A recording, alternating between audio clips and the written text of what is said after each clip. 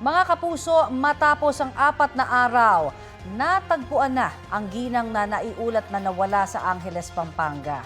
Bangkay na siya nang makita, nakabaon sa lupa sa compound mismo ng bahay nila. Balitang hatid ni James Agustin. Nakabaon sa lupa sa compound ng kanyang bahay sa Angeles City, Pampanga nang matagpuan ng mga otoridad. Alas 5 ng hapon kahapon ang bangkay ni Maria Teresa Tess Mamak, na 4 na araw nang napaulat na nawawala. Siya ang byuda ng dating kapitan ng Barangay Balibago. Kinilangan magukay ng soko na humigit kumulang 5 talampakan bago tuluyang nakuha ang bangkay. Inabot sila na mahigit 4 na oras. Ayon sa pulisya, nadiskubre ang kahina-hinalang hukay sa gilid ng mga kulungan ng baboy. Nung ating itong tiningnan ay lumabas yung paanong biktima. So yun, patawag na tayo ng soko at ipinases na ito ng soko hanggang sa ito ay maukay at maihaw na doon sa libingan at positibo ang kinilala ng ating kanyang mga kamag-anak at ng mga anak ng biktima.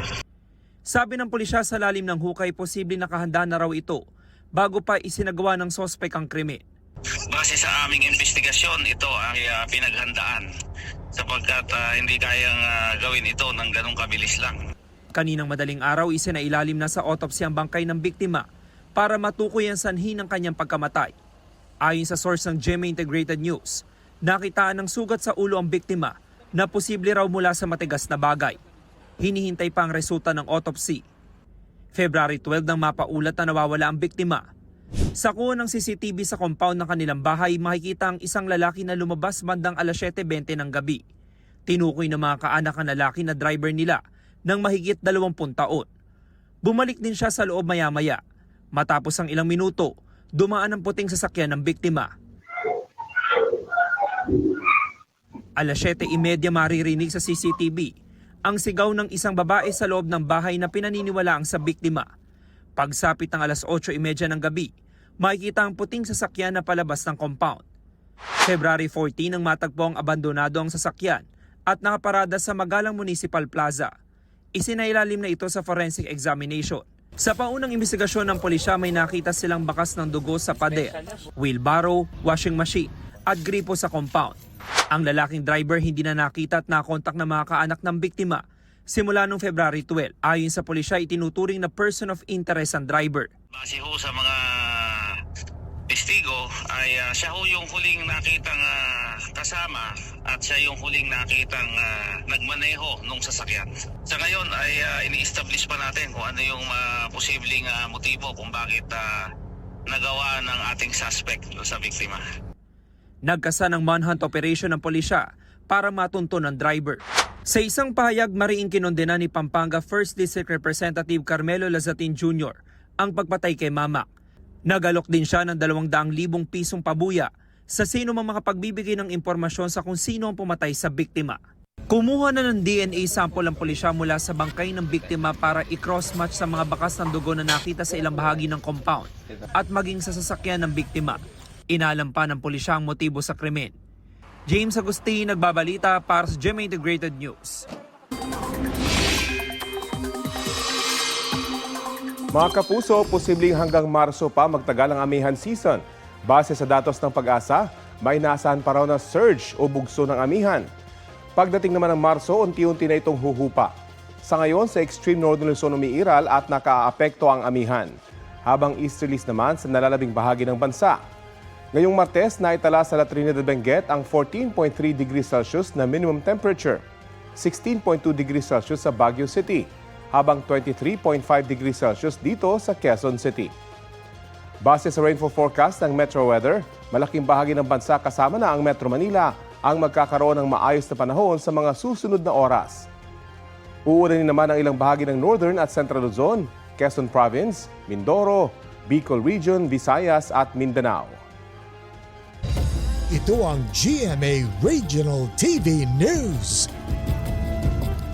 Mainit na balita mula sa Luzon, hatid ng GMA Regional TV. Patay ang isang lalaki matapos masagasaan ng bus sa Lucena, Quezon. Chris, ano ang latest sa investigation? Connie, ayon sa pulisya, bigla raw tumawid sa kalsada sa barangay Ibabang Dupay ang biktima. Base sa investigasyon, hindi agad nakapreno ang bus driver kaya nasagasaan ng biktima na pumailalim din sa sasakyan. Hindi sa pedestrian lane tumawid ang lalaki. Dead on the spot siya dahil sa mga sugat sa iba't ibang bahagi ng katawan. Inaresto ng pulisya ang bus driver na naharap sa reklamong reckless imprudence resulting in homicide. Walang pahayag ang driver ng bus, gayon din ang pamilya ng biktima. Matapos naman ang mahigit sa 2 buwan, naaresto na ang 3 sospek sa pamamaril sa isang nagbibisikletang lalaki sa Cabanatuan, Nueva Ecija. Unang naaresto ang mismong gunman sa krimen sa General Natividad, Nueva Ecija. Kasunod naman ang pag-aresto sa 2 pang sospek sa tulong ng mga CCTV footage. Ang isa sa kanila mismong bayaw ng biktimang nasawi. Paliwanag na isa sa mga sospek pumunta sa kanyang bahay ang gunman para doon itago ang baril na ginamit sa krimen na nangyari noong Nobyembre. Sinusubukan pang kunan ng pahayag ang 2 iba pang naaresto. Enggrande at makulay ang pagsalubong sa Year of the Fire Horse sa Maynila. Bukod po sa magarbong fireworks, nasaksihan din ng mga taga-Binondo at ng mga turista ang drone and light show. Balitang hatid ni Bam Alegre. Sabay-sabay umangat ang mga drone bago ang hating gabi para sa pagsalubong sa Chinese New Year sa Maynila. Naging maningning ang drone and light show habang bumubuo ng iba't ibang hugis. Gaya ng mala billboard na logo ng lungsod ng Maynila at ang Year of the Horse ngayon 2026.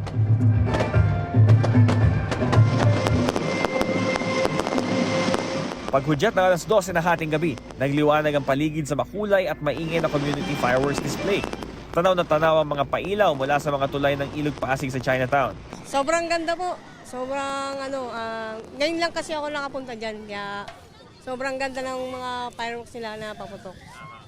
Sobrang saya, sobrang saya. Inabangan po talaga namin. After work, dumiretso na po kami. Taon ng tradisyon ng mag-asawang sina Paolo at Aya Ong na salubungin ang Chinese New Year sa Binondo. Bumiyahe pa sila mula San Jose del Monte, Bulacan para sa perfect attendance. Yearly ginagawa namin to kasi yung husband ko is Chinese po. May blood siya ng Chinese. And we drove here all the way from Bulacan just to witness the fireworks and yung drone. And then tomorrow, dito rin kami ulit eh. Dami talaga tao. Usually ganun naman talaga, yearly ganun naman talaga yan. Maaga pa lang, nagtipon na mga tao sa Jones Bridge at maging sa Pasig River Esplanade para salubungin ang Chinese New Year. Para tiyakin ang kaligtasan sa lugar, nakabantay ang pulisya. Matapos ang fireworks display, nanatiling bukas ang mga ilaw ng Binondo sa Magdamag. May ilang 24 oras din nagtinda ng mga pampaswerte tulad ng mga lucky, palay at pinya na tig 50 pesos. Maliliit na pampaswerte palamuti na 3 for 100 pesos, malalaking pasabit na mula 300 pesos at prosperity basket na 700 pesos. Mabibili rin ang tikoy mula 75 hanggang 200 pesos, depende sa size. Sa matagumpay na pagsalubong sa Chinese New Year, kapayapaan ang naging panawagan ni Manila City Mayor Isko Moreno. Happy New Year po sa inyong lahat. Ang wish ko, kanina nasabi ko na, I hope we'll find peace. Bam Alegre, nagbabalita para sa GMA Integrated News. Nakikiisa sina Pangulong Bongbong Marcos at Vice President Sara Duterte sa pagdiriwang ng Chinese New Year. Ayon sa Pangulo, ang horse ay simbolo ng pag-usad at katapangan, habang ang fire element naman ay sumisimbolo sa isang kislap o spark na ayaw manatili sa karaniwan nitong bilis. Ngayong Year of the Fire Horse, nanawagan ng Pangulo sa lahat ng Pilipino na umusad ng may direksyon. Anya, hindi lang basta nadadaan sa bilis ang mga resultang gusto nating makamit. Dapat din daw patuloy na isulong ang patas na oportunidad, maayos na serbisyo publiko at mas masisiglang komunidad kung saan hindi na pag-iiwanan ang mga nasa vulnerable sector. Hinihikayat naman ni Vice President Sara Duterte ang mga Pilipino na mas maging matapang sa pagharap sa bagong taon. Ito rin daw ang pagkakataon para muling pasiglahin ang bayanihan at maging bukas sa mga bagong posibilidad. Huli kam sa Antipolo, Rizal, ang pagputol sana ng lalaking yan sa kable ng kuryente sa isang parking area sa Mambugan. Maya-maya, kumislap ito. Nabitawan ng lalaki ang kable at plier tsaka umalis. Ayon sa video uploader, cutter pliers ang gamit ng lalaki. Tila na kuryente raw ang lalaki nang kumislap ang kable at nabitiwan ng pliers. Hindi na raw bumalik ang lalaki sa lugar. Tumanggi magbigay ng panayam ang barangay kaugnay sa insidente. Naiulat na rin sa pulisya ang nangyari. Sa bubong naman nahuli ang isang lalaking ng hold-up umano at nanaksak ng kanyang biktima sa Antipolo, Rizal. Aminado ang suspect na nagawang saksakin ang biktima dahil sa galit. Balitang hatid ni EJ Gomez. Yan, ito yung suspect ng pang-hold up at pananaksak. Sa bubong ng bahay, natagpuan at nahuli ng mga otoridad ang lalaking itinuturong sospek sa pang-hold up at pagnanakaw sa Barangay San Isidro, Antipolo City. Pinagtulungang ibaba ng mga tanod ang nakaposas na 29 anyos na sospek. Ayon sa barangay, umaga nitong linggo nangyari ang pang-hold up umano sa 34 anyos na lalaking biktima na nasaksak pa sa liig matapos siyang nakawan ng sospek. Naglalakad lang po ng mga umaga po. Hindi ko alam po sa nagalit, nagmumula yung galit niya. Kaya po bigla niya lang po ako sinaksak mga oras na yun.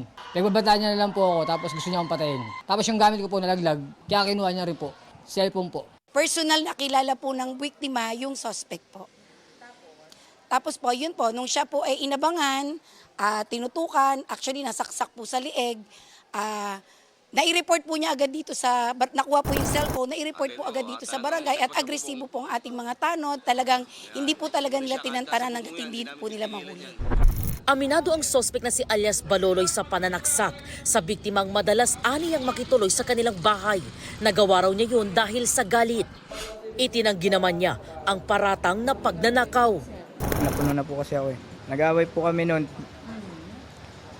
Tapos lagi kasi ako kinukuha na ng gamit sa bahay. Kaya ginanong ko, sinaksa ko po sa leg. Tulad ng mga power bank, mga damit, wala na ako ilaw, kukuha na pa ako. Tapos cellphone ko, kinuha rin. Sa records ng pulisya, dati nang naaresto ang suspect dahil sa mga insidente ng akyat bahay, pagnanakaw at pang-hold up umano sa Antipolo City. Sa custodial facility ng Antipolo Component City Police Station nakadetain ng suspect na nahaharap sa reklamong robbery. EJ Gomez, nagbabalita para sa GMA Integrated News.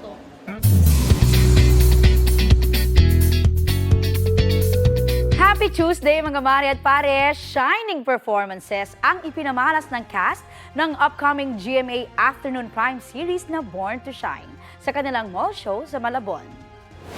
Present si Zephanie na kinanta ang theme song ng serye. May solo performances din mula sa iba pang cast tulad ni Mix Cuaderno. At aabang ang girl group sa serye na binubuo ni Olive May, Chloe Redondo, Angelica Santiago at Alia de Gracia. Naroon din si Rosel Nava na thankful sa kanyang pagbabalik sa acting. Bukod sa performances, nag-enjoy rin ang audience sa games. Mapapanood ang Born to Shine soon sa GMA. Nagpasaya rin ng fans ang cast ng afternoon drama series na House of Lies sa isang mall sa Quezon City. Mainit na sinalubong dyan sina Kokoy De Santos, Martin Del Rosario, G. Canlas, Chris Bernal at Beauty Gonzalez. Kwento ng cast, dapat pang abangan ang mga susunod pang salpukan at batuhan ng iconic lines sa serye. Mapapanood ang House of Lies Monday to Friday, 3:20 p.m. sa GMA Afternoon Prime.